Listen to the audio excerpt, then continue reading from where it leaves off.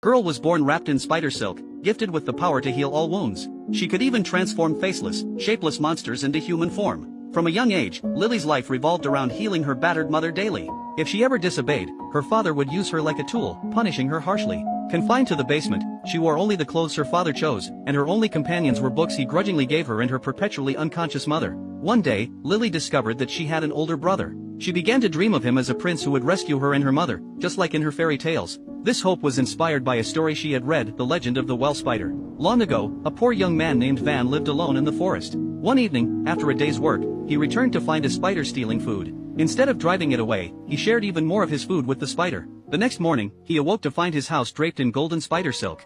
Van sold the silk, becoming a wealthy man, and the story of his fortune spread far and wide. Inspired by this legend, two brothers set off into the forest to investigate. They indeed encountered a spider spirit there, but the older brother fell in love with her. Just as they were about to leave the forest, tragedy struck. The older brother accidentally fell to his death. By then, the spider spirit was already carrying his child. One day, the spider spirit, now known as Spider Mother, brought her ailing son Jack to his uncle, hoping he could be cured with human medicine. It was only then that Spider Mother realized, as a supernatural being, she could not raise Jack on her own. Seizing this opportunity, the uncle persuaded her to use her spider powers to spin golden silk for profit. Desperate to provide for her child, Spider Mother reluctantly became a tool for his experiments. Every day, she would leave to work, instructing young Jack never to follow her.